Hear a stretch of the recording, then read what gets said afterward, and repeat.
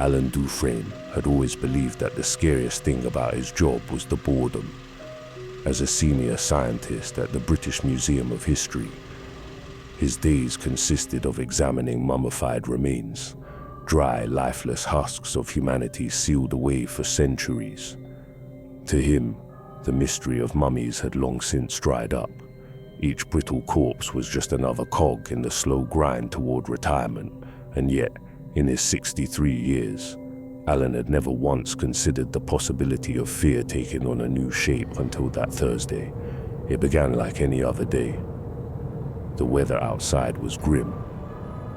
The London drizzle coating the museum's ancient stone facade.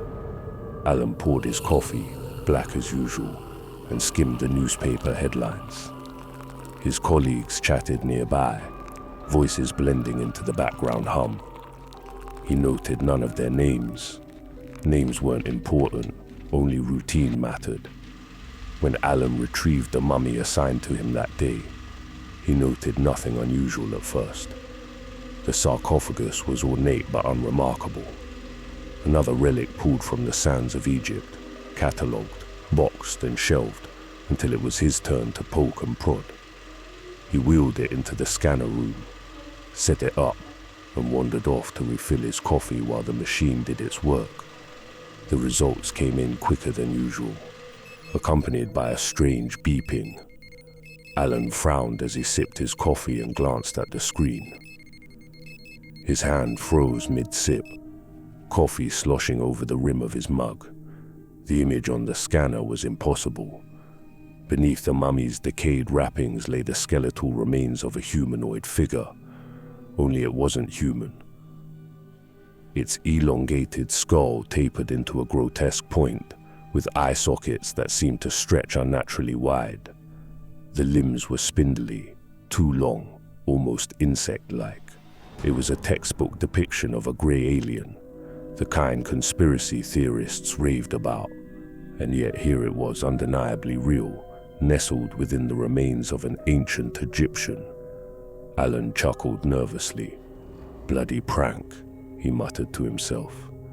It had to be. One of the new hires must have tampered with the machine to mess with him. Then the lights flickered. The doors to the scanning room slammed shut with a metallic clang, locking Alan inside. He spun around, heart hammering.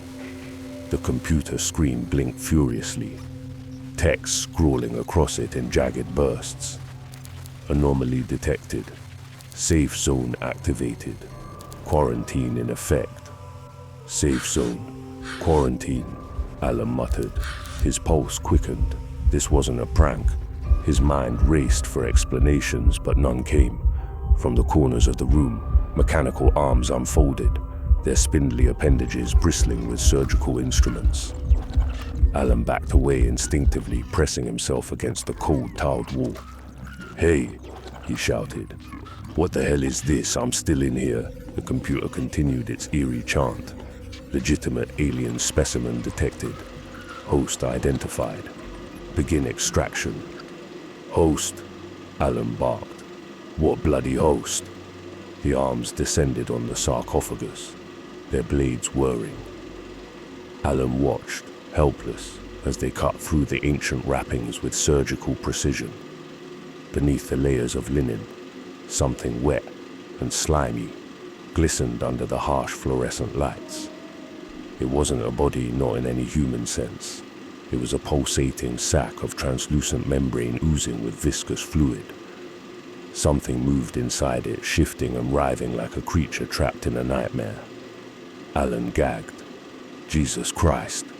The sack split open with a sickening rip, spilling its contents onto the table. A creature emerged, wriggling free of its cocoon.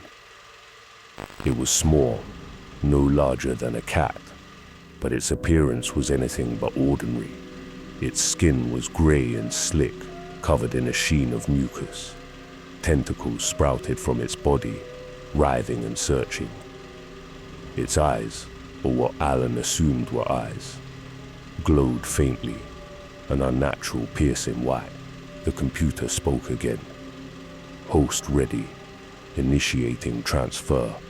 Alan's scream was drowned out by the mechanical arms. They seized him with inhuman strength, pinning him to the wall. He thrashed against the cold steel, but it was no use. The creature slithered closer. "No, no, no," Alan shouted, but the thing moved with purpose. One tentacle lashed out, prying his mouth open despite his protests. Another tentacle followed, forcing its way down his throat. Alan gagged, choking on the invasive appendage. He could feel it squirming and writhing inside him, a living parasite burrowing deeper. Pain blossomed in his chest as something sharp tore through his insides. Tears streamed down his face as he convulsed, the alien's tendrils wrapping around his organs, binding to his flesh. He felt it, eggs, small and cold, being implanted inside him. His vision blurred, darkness creeping in at the edges. The computer's voice was the last thing he heard before the world went black.